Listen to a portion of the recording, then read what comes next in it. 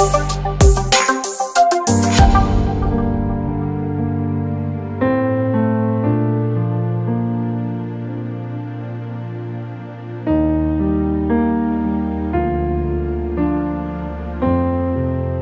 dia, queridos irmãos, que a única e insubstituível paz de Cristo esteja abundantemente em cada família, em cada coração. Eu sou o pastor Joaci Gomes, líder da Assembleia de Deus em Sertãozinho, filiada à CEADEMA, tendo como pastor presidente o nosso indigno pastor Francisco Raposo.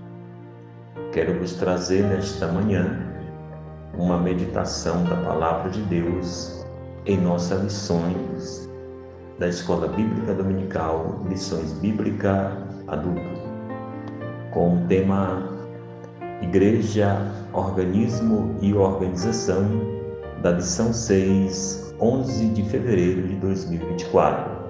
Nós temos como tema o texto áureo: Escolhei, pois, irmãos, dentre vós 7 irmãos de boa reputação, cheio do Espírito Santo e de sabedoria, aos quais constituamos sobre este importante negócio. Atos 6:3. De verdade prática, a igreja é um organismo vivo, contudo, como toda estrutura viva, precisa ser organizada. Nós temos para a leitura diária hoje, sexta-feira, Atos 15, de 1 a 6, com o tema Resolvendo Problemas de Natureza Doutrinária. Convido então a todos, alunos, professores da Escola Bíblica Dominical, a que acompanhem conosco a leitura bíblica. Alguns homens desceram da Judéia para Antioquia e passaram a ensinar aos irmãos: se vocês não forem circuncidados, conforme o costume ensinado por Moisés, não poderão ser salvos. Isso levou Paulo a Barnabé a uma grande contenda e discussão com eles. Assim, Paulo e Barnabé foram designados, junto com outros, para irem a Jerusalém, tratar dessa questão com os apóstolos e com os presbíteros. A igreja os enviou e, ao passarem pela Fenícia e por Samaria, contaram como os gentios tinham se convertido. Essas notícias alegravam muito a todos os irmãos. Chegando a Jerusalém, foram bem recebidos pela igreja, pelos apóstolos, pelos presbíteros, a quem relataram tudo o que tinham feito por meio deles. Então se levantaram alguns dos partidos religiosos, dos fariseus, que haviam crido e disseram: é necessário circuncidá-los e exigir deles que obedeçam à lei de Moisés. Meus amados, nós temos aqui nessa sessão aqui, um marco teológico muito importante na história do cristianismo. Nós vemos aqui todos os principais líderes da igreja primitiva concordaram em se encontrar em Jerusalém para resolver conflitos emergentes entre cristãos judeus, legalistas e gentios convertidos ao cristianismo. Os legalistas, chamados judaizantes, acreditavam que, além de exercer a fé em Jesus, as pessoas deviam observar o costume cerimonial, especialmente o ritual da circuncisão. Meus amados, nós vemos que a igreja, no seu nascedouro, já como uma organização, embora sendo um organismo, mas também ela é uma organização.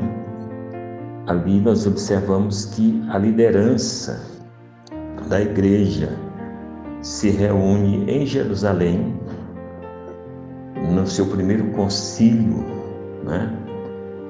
no seu primeiro encontro, para debater e corrigir alguns equívocos doutrinários referente à salvação.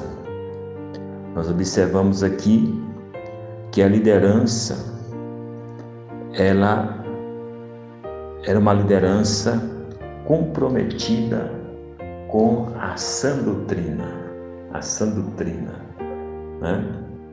Ela agia de forma brilhante em relação à sã doutrina e não permitia que os falsos ensinos estragassem a igreja do Senhor, né? E nós vemos aqui no ar, de forma alguma, uma igreja de Cristo viver sem o precioso ensino das Escrituras, sendo a Bíblia a principal fonte de fé cristã. A igreja de Cristo jamais poderá se apartar dos mandamentos dela contidos, né? A igreja, ela tem isso de Deus, esse cuidado. A igreja é guardiã da verdadeira doutrina de Cristo. Quando Paulo escreve para Timóteo, aquele que seria um dos líderes da igreja, ele diz: toda a Escritura é inspirada por Deus e útil para o ensino, para a repreensão, para a correção, para a instrução na justiça, para que o homem de Deus seja apto e plenamente preparado para toda boa obra. Isso nós vamos encontrar em 2 Timóteo 3, 16, 17. Deus inspirou, meus amados, os autores sagrados, a fim de guiar a sua igreja, soprou a sã doutrina para os escritores bíblicos, para que pudesse escrever as igrejas dos primeiros séculos. Assim o Senhor estaria cuidando e protegendo sua igreja dos falsos apóstolos e das falsas doutrinas. Diante disto, surge-nos uma pergunta: qual a importância da doutrina para a vida da igreja? Primeiro, amados, a doutrina mantém a pureza do ensino cristão. Somos chamados a viver de acordo com os princípios e doutrinas bíblicas.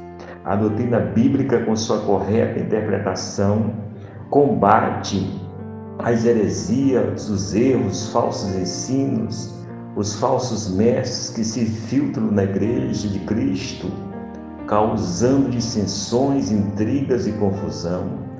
A doutrina coloca em ordem a igreja de Cristo. Os membros saberão que existe disciplina a ser seguida, um norte, uma meta, um foco em que todos estarão concentrados e firmados. A doutrina dirige o ensino aplicado à igreja por meio do estudo da palavra, na escola dominical, nos grupos de estudo, nos grupos multiplicadores, nos cultos domésticos, em todo o ambiente que se fizer necessária a aplicação da palavra de Deus. É muito importante a escola bíblica dominical.